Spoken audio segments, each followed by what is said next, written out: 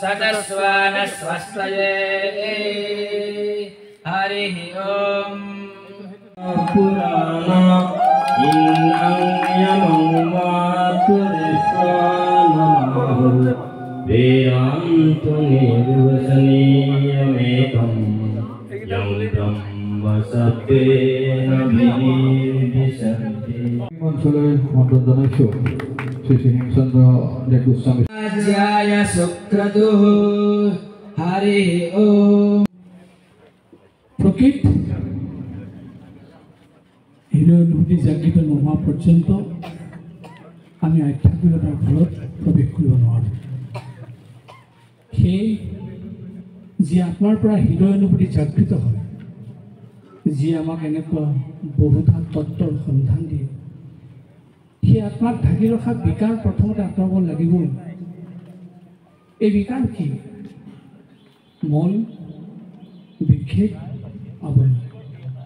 যি আনৰ অহিত চিন্তা কৰি কেৱল নিজে সুখে থকাৰ বাসনা পুহি ৰাখে, তাকে কোৱা হৈছে মন।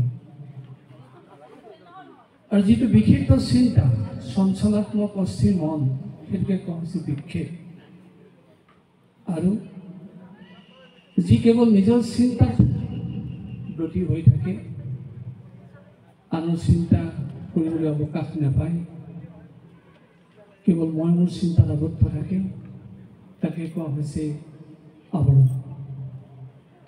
এই তিনিটাই যেতিয়ালৈকে আত্মাক ঢাকি ৰাখিব, তেতিয়ালৈকে আত্মাৰ পৰা সঁচা অনুভূতি জাগৃত হ'ব নোৱাৰে। প্ৰকৃত প্ৰেমৰ ঘৰত মানুহ প্ৰৱেশ কৰিব নোৱাৰে।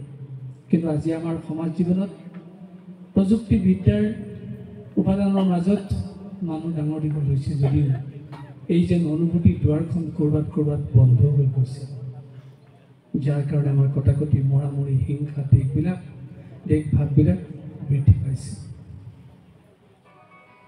আৰু ইয়াৰ পৰা পৰিত্ৰাণ পাবৰ কাৰণে আমি আকৌ কৈছোঁ, অনুভূতিক ঢাকি ৰখা বিকাৰৰ আৱৰণ আঁতৰাবই লাগিব। যি কেৱল নিজক লৈ ব্যস্ত হৈ থাকে, আনৰ চিন্তা নকৰে, সেইটো কেৱল পশুবৎ চিন্তা হ'ব। আপোনালোকে লক্ষ্য কৰিব, পশুৱেহে কেৱল নিজক লৈ ব্যস্ত হৈ থাকে।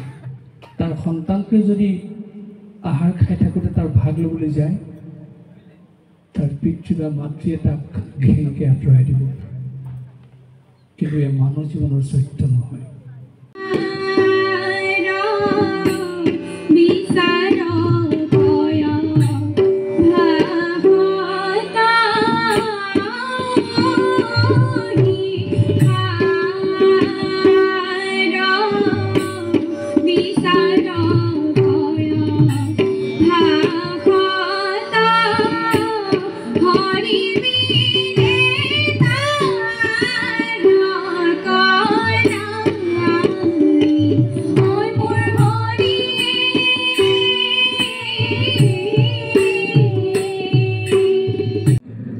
উজান বজাৰ ভাওনা সমিতিৰ তৰফৰ পৰা কৰ্মকৰ্তাসকল আহিছে। তেখেতে তান প্ৰয়ুচ্ছদঃ ধৃতব্ৰতায় দাশুষে